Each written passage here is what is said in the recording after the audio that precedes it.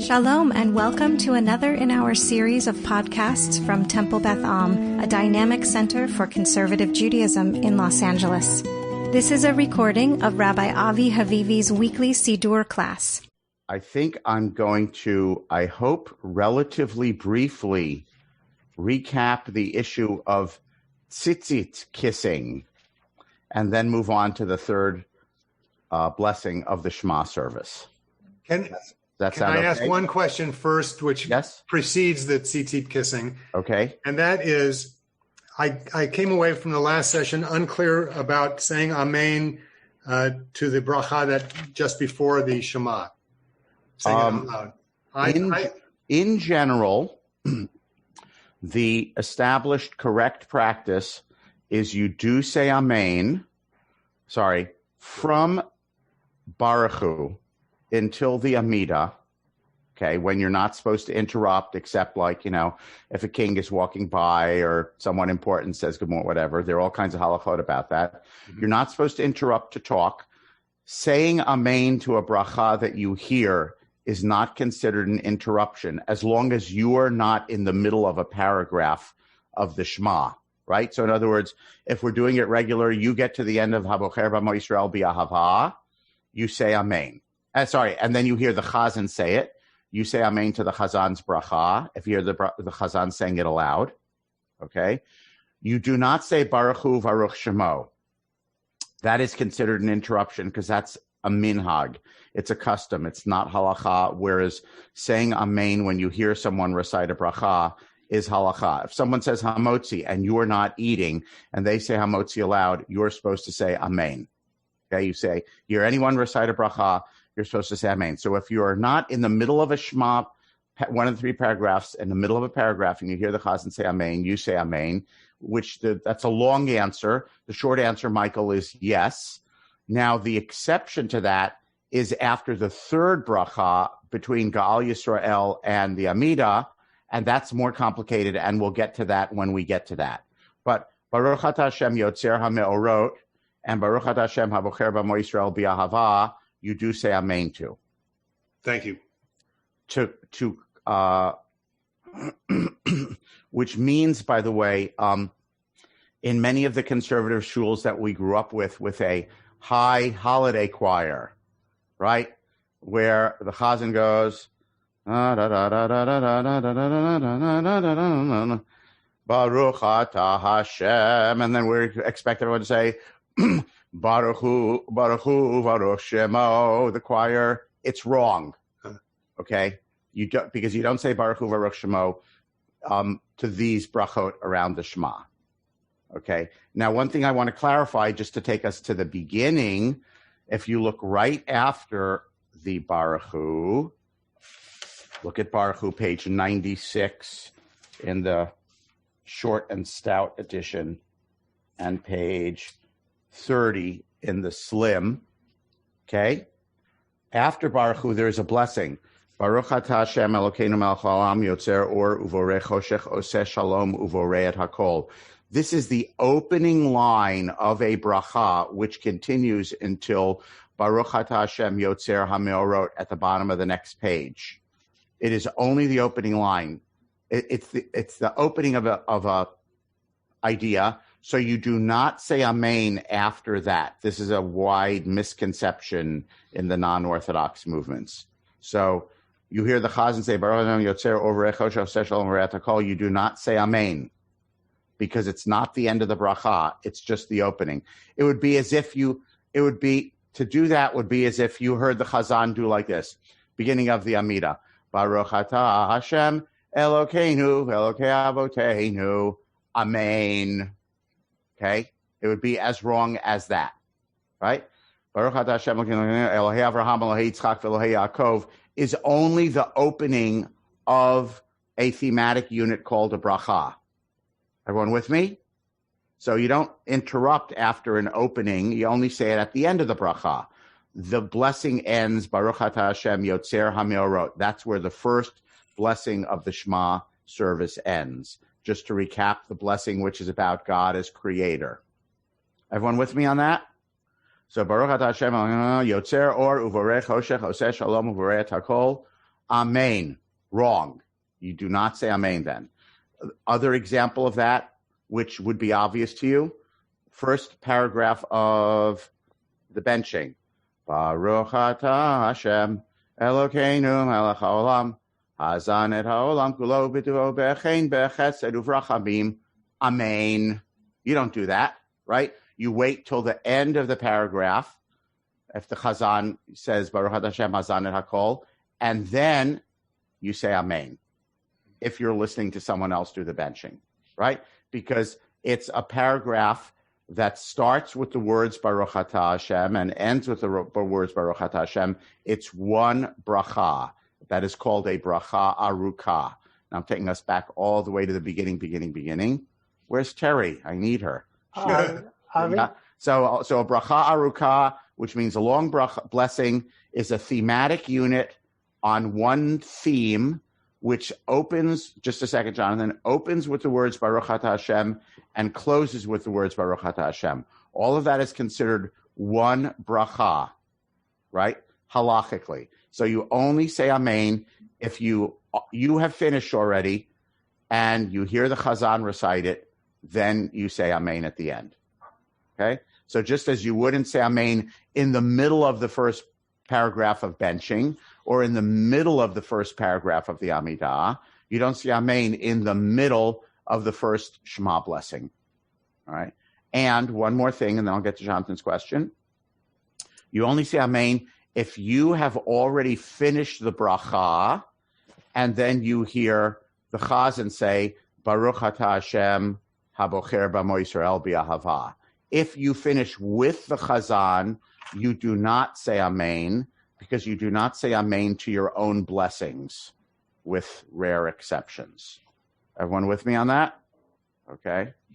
So if everyone is singing Kiddush with the Chazan, the way we do in California, in non-Orthodox synagogues in California, Baruch atah Hashem Elokeinu melech haolam, I'll give the full Californian pronunciation.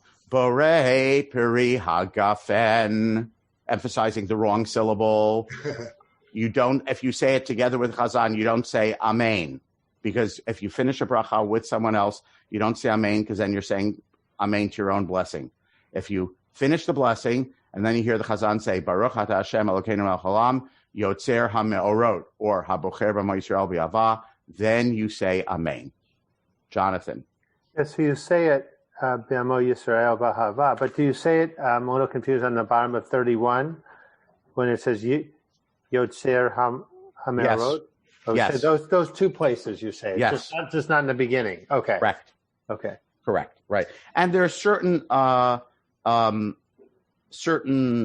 more traditional Siddurim that it will have in small print in parentheses the word Amen after it, which means the congregation, are supposed to say this once you hear the Chazan saying it. We're really in the weeds here. Okay. We're serving God through in our detail of practice. Are there any other questions about the Amens? Larry, unmute, please. This is not a question about the Amens. It's a question about the kissing the Tzitzit at the very end. You mentioned... But I didn't talk about that yet. I was going to review it. Oh, well, when you review it, would you also explain why almost all the Siddurim, but especially the conservative Siddurim, have it wrong, or at least guide us in the wrong direction? All right, I'm not sure what you're referring to, but I'm going to review it now, and then you'll ask your question. Okay, so I did a little more digging. So again, the Shulchan Aruch says that all it says is some people have a custom when we get to Uri'item Oto and you see them, the tzitzit, that you're supposed to look at the tzitzit. And then it says, and some people have the custom to pass the tzitzit before their eyes. And then there are later customs. Some people hold the tzitzit. And there's no clear, unambiguous halachic guidance about how many tzitzit you hold, when you hold them, if you kiss them, or when you kiss them. Now, there's a lot of halachic guidance about that, but it's all minhag. It's all custom, not halacha. It's all after the Shulchan Aruch, which means it's late. and there are a multiplicity of customs. What I tracked down was, it is the Ari, Rabbi Isaac Luria, the mystical rabbi of the 1500s, the Arizal, who said that you gather all 4 tzitziot. And he is the spiritual ancestor of Hasidism. Okay? So most Hasidim would follow, and this includes, and what's our American main access to Hasidut? Ritual. Chabad. So Chabad, which is a Hasidic movement, which follows the Ari, would gather all 4 corners. It seems to me that the more non-Hasidic yeshivish practice, which is clearly endorsed by, we said, the Vilna Gaon, late 1700s, and Rav Chaim of Volozhin, great yeshiva master of the mid to late 1800s. That means 2 great mitnagdik, non-Hasidic authorities. We would just call it yeshivish. Says you only hold the first 2 tzitzit. You do not gather up the back 2 tzitzit. Okay? And also, I'm not sure they kiss either. I don't think they kiss. And we could, again, we talked last time, we could think of reasons of why the 4 and why the 2, and why do you kiss the tzitzit? Because it shows that you love the mitzvah. Why do you not kiss the tzitzit? Because there's actually nothing holy about strings, and it looks a little bit like what would be called in the yeshivish world avodah zarah, idol worship. Okay? So there could be good arguments for, before, and against, but what has come down to us as, it seems to be, I don't want to say it's authoritative conservative practice. It's not authoritative. It's all minhag, right? But it seems to be, I'm going to say, not quite universal, but, 95% universal in non-Orthodox circles, is you gather up the tzitziot bring us from the 4 corners of the earth. You gather all 4. You hold them in your left hand. Again, the halacha says between the 4th and the 5th finger. I read a Chabad website that says you actually do a bunch of other windings. So next time I bump into a Chabad rabbi, or you do, ask them about where they hold their tzitzit in their hand. For the first 2 paragraphs of the Shema, you hold it in your left hand, because the left is the side of your heart. When you get to the 3rd paragraph, Vayomer, you either transfer the tzitzit to your right hand, or you hold them. You move them to your right hand and hold them like this in front of you. And then during the paragraph, there are 3 kissings, tzitzit, right? The 4th kissing is on emet, okay? And then the halacha does say, when you get to, I want everyone to go to the box, Lador Vador Hu Kayam, in the middle of page 34, at the 3rd line of Emet V'Yatziv, right? Emet V'Yatziv, middle of 102, or middle of 34, Emet V'Yatziv, and Achon V'Kayam, to the box, Lador Vador Kayam, Shmo Kayam, Yizan Achon Machotov, and Kolad Kayamet, keep going, Udvarav Chayim V'Kayimim Nemadim Nechmadim La'ad. Let's just call that the 2nd la'ad. So the halacha says that if you are holding your tzitzit, you release them when you get to that la'ad. Okay? And if you're a tzitzis kisser, you kiss your tzitzit at that la'ad and then you release it. So that makes 5 kissings. But it does appear to me that Chabad, from the website that I saw, also kisses at the 1st la'ad. So Chabad has 6 kissings. Tzitzit 3 times, emet, and the word la'ad both times. But when you bump into a Chabad rabbi, you should ask that question. How many times do you people kiss the tzitzit in the Shema? I believe the answer is 6. All right? All of this is minhag, and I don't mean to confuse you. As, minhag, the principle in halacha is minhag avotenu biadenu ve'ein l'shanot, which means when we have our ancestors' minhag legacied to us, you don't change it. So if you have a legacy of this is how I did it in my shul growing up, or this is what my parent taught me, then that is your minhag. If you don't have a minhag, ask your rabbi. Bernie and then Larry. If you're left-handed and your tefillin therefore is on your right arm, it doesn't matter? It does not matter. So although tefillin switches with the strong arm and the weak arm,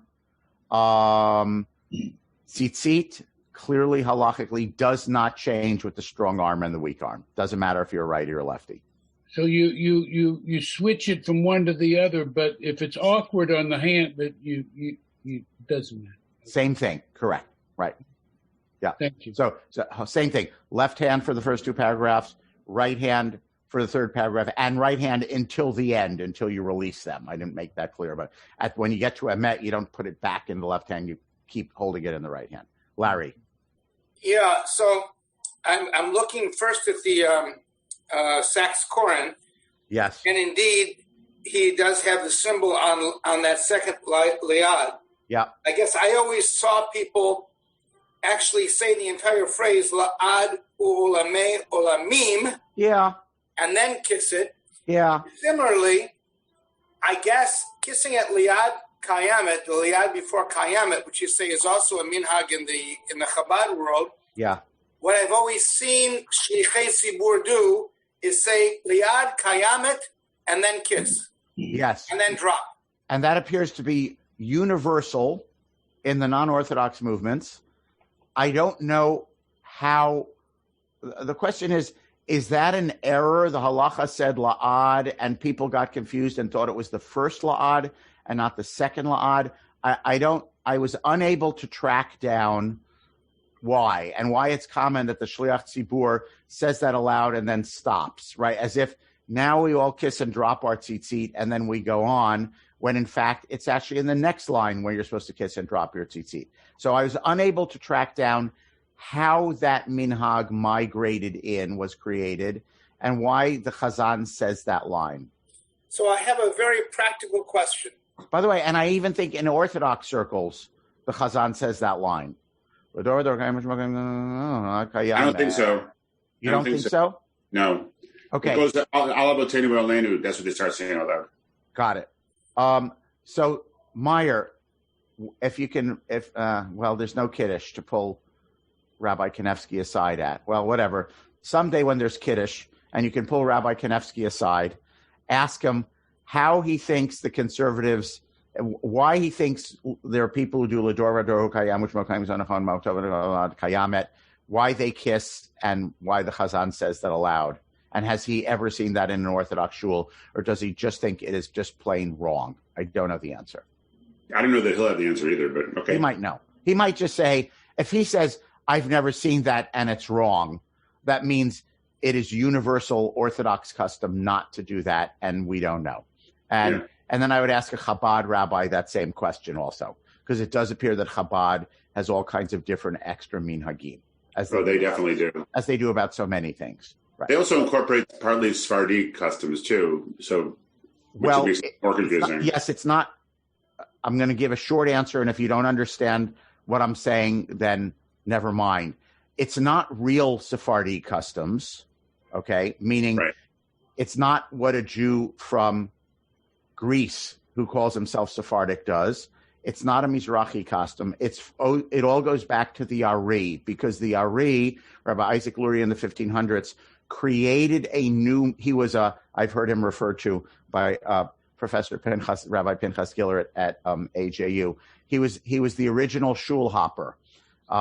He created a new minhag of various rituals, and he incorporated some Sephardi elements. So what Hasidim call Nusach Sfard isn't really what Sephardim from Spanish origins do. It's what Hasidim call Nusach Sfard. It's their own, mostly going back to the Ari practice, and that's because the Ari incorporated Sephardic elements into his practice. He shul hopped, right, in Egypt and Eretz Israel and Tzfat, right, and he went around and he incorporated some Sephardic elements, even though he was Ashkenazi. So I just want to be clear about that. When you buy an Orthodox Siddur, in general, and I'm going to take it back, it really depends on which Siddur you get. But when yeshivish people say, oh, he's davening Nusach Sfard, it's not what a Sephardi Jew would consider Sephardic. That means the Hasidic lineage that does a Nusach called Nusach Sfard, which incorporates some elements of Sephardic practice, and it goes back to the Ari in general. Okay? It doesn't go back. It doesn't, there's no one who was raised in Bulgaria who's Sephardic, whose last name is Lopez, who would say to you that is Sephardic. They would say, this is something else. We don't know what this is. I've never heard it before. That's what they would say. Okay. Javi? Yep. I have a practical question. But Larry, then Jonathan. Then I want to move on. Forward. Yep. Before the practical question, a very short story. When I was saying Kaddish for my mother, and I was living in Israel, and I used to then take opportunity to go to wherever the shul was closest, I was almost traumatized because there were so many shuls I'd enter where the Nusach was not familiar to me, and not just Sfarad and Mizrahi and Ari. And even though I was pretty conversant by that point, I could get lost in the service. Yeah. And get lost in the different forms of the Kaddish as well. Yeah. Anyways, practically speaking, for someone like me who is doing it all wrong in many different ways, I won't enumerate the different ways, but I have the way in which I've done it. And having followed what you said the other day, tried to change what I'm doing and find it so awkward that it interferes with my davening, would you suggest just going ahead and doing what you're doing, or training oneself to do it the right way? I will give you two answers, at least two answers. One is ask your rabbi, and I am not your rabbi. Answer number two is, you are serving God as best you know how, and I am certain that Hashem appreciates your love of God and the way you are serving God. Of course, some secularist answer would be, who cares? It doesn't matter. All right. And there are other potential answers. It could also be, whatever your custom is, that's that you inherited, however you inherited it. Okay. That's the custom. Now you're going to take me, I don't want to go too far afield, but I do want to say this is a side issue, sort of, but not unrelated. There's a professor and famous rabbi named Chaim Soloveitchik. He's not the Rav Soloveitchik. He's his Rav Soloveitchik's, I can't remember, nephew. I don't remember. Anyway, he wrote an article in an Orthodox journal about 25 years ago, which I don't remember what it was called. It was a long article. And he basically complained in that article. And he said, Judaism always used to be, your correct minhag, the correct minhag, always used to be, what your mother did in the kitchen and your father did in the shul. Meaning you grew up at someone's knee as a part of a community and you inherited a minhag, and that was Judaism. Okay? And he said, nowadays, there are all these people. He didn't overtly criticize Baalei Tshuva, but it was an implicit criticism. There are all these people who go by book Judaism. Someone publishes a new book that says this was the wrong minhag, and you have to eat this amount of matzah, et cetera, or all kinds of things. And people say, like, all of a sudden, oh, what we've been doing all these years, what I grew up thinking was the correct way, is wrong. Someone is telling me because the book says it's wrong. It might be, and he called the first thing mimetic Judaism, from like imitating, mimetic, right? He said, Judaism we all grew up with is mimetic Judaism, and now it's being replaced by book Judaism, and he criticized that. It was a major broadside within the Orthodox community, and it was sort of against the rise of, art scrollism and Baal Tshuvaism, and I have a new Sefer that has more minhagim than your Sefer, so I can show you the correct minhag, right? Then there was a backlash. A lot of people said, like, he's right, right? We've lost the element of folk religion. It's what you grew up with. It's handed down from one generation to the next. And it's all just like, it's become like, what does the book say about the correct way to do it? And then there was a backlash against Rav Chaim Soloveitchik by other people who said, look, he's just a grumpy old guy who doesn't like the fact that the world, he was only middle-aged. He's not really, wasn't old, but he's just a grumpy guy who doesn't like the fact that the world has changed. We are blessed that we live in a world where there is so much more publishing and so much more material accessible to the general Jewish world. We don't have to rely on folk customs, which may have been wrong. We have greater access to books, which tells us the correct way to do things halachically. And he's just a grumpy old guy that, the sun has set on the world that he grew up in, and he's being a grumpy complainer about that. The same way that there are other people who say, whatever happened to penmanship? People don't know how to write cursive neatly anymore. And everyone else says, you're just an old dinosaur, no one cares, right? So there was this kind of debate that went on at that point in time about kind of, do we look to authoritative books to find, put it in air quotes, the right way to do it? Or, again, I am being gendered, and I will gendered and sexist, and I will acknowledge that and apologize for that. But, my mother taught me how to keep a kosher kitchen. That's how you keep a kosher kitchen. I don't go to a book to look how to keep a kosher kitchen. And if I have a question about something I'm not sure about, then I go ask the local rabbi. By the way, my mother, may she rest in peace, had the minhag that to kosher glass, I want to know if anyone grew up with this, kosher glass for Pesach, you're supposed to, besides the fact it has to be cleaned, you soak it in water for 72 hours, and you change the water every 24 hours. So we had a basement, East Coast basement, with a laundry room, and we had these plastic tubs. You can't see me reaching down. All these ridiculous plastic tubs on the floor with all of this glassware soaking for 72 hours before Pesach with the water. My mother would pour the water out every 24 hours, put in new water. And then I grew up, and I've discovered, just so you know, if you read any authoritative book about Pesach, it says, and there is no basis whatsoever for this minhag. Okay? Or if you trafe up a utensil, Larry, if you trafe up a spoon, it sounds like Larry grew up in a similar folk customs. If you trafe up a spoon, it has nothing to do with Pesach, milchik fleishik, what do you do with it, Larry? Bury it in the garden.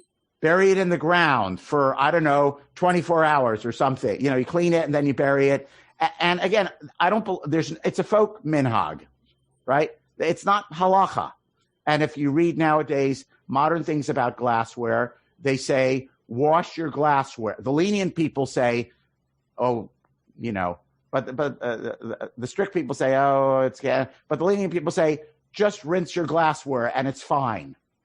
Okay, so there's no 72 hours changing the water. So when I first started not doing it the way my mother did it, I felt guilty. I felt like minhag avotenu biadenu, right? I inherited my ancestral minhag, my mother's minhag, and now I am defying her in the grave. She's spinning in the grave to see me just like run my glassware through the dishwasher and say it's kasher lepesach. All right. Jonathan had a question before, then Michael. And I see we're not moving on to the third blessing of the Shema, but next week, God willing, we will not review tzitzit kissing. We will not talk about any of this stuff. We're going to start with emet and then go on. Jonathan. Maybe I missed it. You said the fourth time you kiss your tzitzit is emet, but did you go through the first three times? Yeah, when you say the word tzitzit. Oh, okay. In Vayomer, when we say the word tzitzit 3 times. Okay. Yeah. Larry, Michael Yes. had a hand up. Another anecdote on kashrut. Yeah. My son has smicha in several fields, including kashrut. So I asked him a kashrut question one time, and his response was, "That's a question for Peril, his wife." The practical answer. Right. Correct. Right, because in pious circles, women learn kashrut from other women. Okay, because in pious sexist circles about who keeps the kitchen. I will close with an anecdote about that in a moment. And she learned it. If they're balei tshuva, she learned it from the Rebbitzin, right? She didn't learn it from the rabbi. She learned it from the Rebbitzin. Okay, and then when there's a question, I don't know this. What do I do with it? Then you ask the rabbi, right? So there is I will close with this. There's a guy I follow online. I realize I haven't seen him in a while, so that must mean my spam blocker is blocking him, and I got to get him back in. His name is Rabbi Chaim Ovadia. He is in, at the moment, I think, D.C., and he is true Sephardi. Is he Sephardic lineage from Spain or North Africa? I'm actually not sure. He is, by the way, the Sephardic rabbis tend to be lenient. The North African Mizrahi world tends to be lenient. When they came in contact in Israel with Ashkenazim, they got more strict because they had to look over their right shoulder. In North Africa, by the way, they used electricity on the second day of Yom Tov. Sorry, not saying that. They used electricity on Yom Tov, right? Because you can light fire on Yom Tov. They used electricity on Yom Tov. Or maybe it's only the second day of Yom Tov. I'm not sure. Don't quote me on that. You could look it up. And then they got to Israel, and the Ashkenazi rabbis said, you're wrong, and they sort of caved in on that. So Rav Chaim Ovadia is a guy who's trying to restore Sephardi pride and studies Sephardi halacha. He's also established an online rabbinical school. You should subscribe to him. Look him up, Chaim, Haim Ovadia, Ovadia. So he always publishes this stuff about Pesach. He's extremely lenient. But he says, I follow the halacha, and all these extra things are stringent things that you don't really need to do. And he basically says, if you grew up with it and you feel like you need to, you may do that. He, in his Pesach instructions, he abbreviates that as FGF, for good feeling, right? Mm-hmm. So he says, glassware, you clean it, you rinse it, it's kasher lePesach. You can run it through the dishwasher, FGF, right? Mm-hmm. Meaning, if it helps you feel like you did it more kosher that way, then great, you can do that. But you really don't have to do that. He's very lenient about all kinds of things. So when I read these things, what I wonder to myself is, does Rebbitzin Ovadia listen to him? Or does Rebbitzin Ovadia say, that's very nice, dear, you can publish that in the internet, but stay out of my kitchen and don't trafe things up?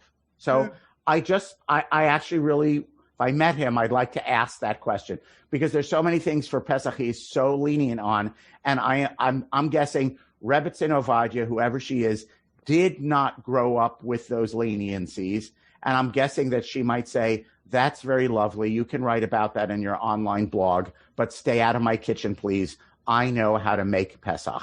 So if anyone bumps into Rav Chaim Ovadia, please ask him this question. Does his wife actually listen to him on kashrut things, or she does what her mother taught her, which I suspect is stricter than what he says is permissible. He writes this, by the way, because he says people agonize about Pesach, and then couples get in fights with each other, and it's such a burden, and it's not supposed to be that way. It's supposed to be joyous, okay? And so all of this burden makes it so much work, and that's why people complain about Pesach. And it's supposed to be joyous, so why not do lenient positions which exist in the halakha and have existed for centuries. Why make it more strict on yourself, which really makes more work, so that when people get to the Seder or cooking for Pesach, they're really totally exhausted because they were working so hard for, all week long or longer cleaning everything.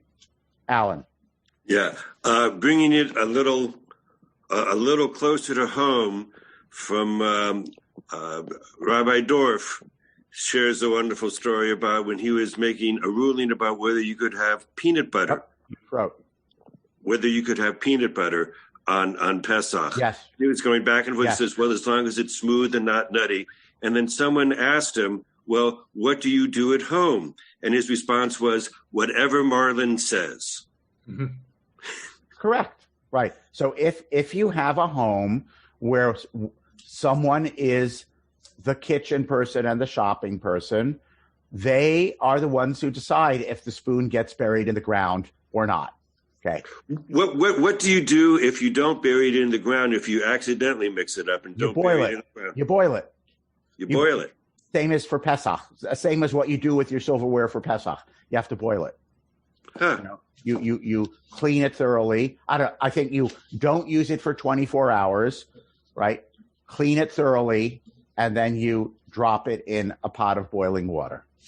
Same way we kosher our dishes at Temple Beth Am for Pesach. Our metal, these are metal utensils. Right, I'm talking about metal, right? Metal, one piece, not a knife with a handle. All of that is complicated. Again, by the way, lots of us know, like Pesach, knives with handles, you can't kosher them, right? But there are lenient authorities who say, no, you clean one end, you clean the other end, you stick the metal end in the boiling water, then you turn it around and you stick the wooden end in the boiling water, and it's koshered, right? But that is not the mainstream of opinion. Larry, everyone wants to have their own amusing anecdote. Larry, go ahead. 1,000 stories, but about the last one, before we made Aliyah, Diane on Pesach was super strict, followed all the rules. We go to unscrewing the handles from the pots. Oh man, of course, everything. We go to Israel, and they set up these places for koshering outside the shuls, the Orthodox shuls. Cauldrons, giant cauldrons. Yeah, and we're only going to bring the things. Of course, no wood, no plastic, none of that. And you get there and stand in line, and everyone's bringing everything. And you start to ask questions, and it turns out that people who are Orthodox, Ashkenazi Orthodox, they're going to the local community shul that we don't even go to because we're going to the Masorti shul. They're koshering everything. And they're not asking, and the rabbi isn't saying anything. He's saying, fine. Right. Okay. There we have it. So we will begin with Emet. Hopefully, right, we will begin with Emet next week. I don't know. There have to be people who listen to this and, I don't know. If someone who doesn't know anything about halakha, doesn't understand the concept of halakha, listen to this class, they would find it comical. So we talked about how often you and when you kiss your ritual fringes and, the minutia of whether or not you unscrew the handle on the pot to kosher it for Pesach. That's what class was about today. So we all serve Hashem in the best we know how, in small ways and in big ways. So everyone go out there and be Torah and stay healthy.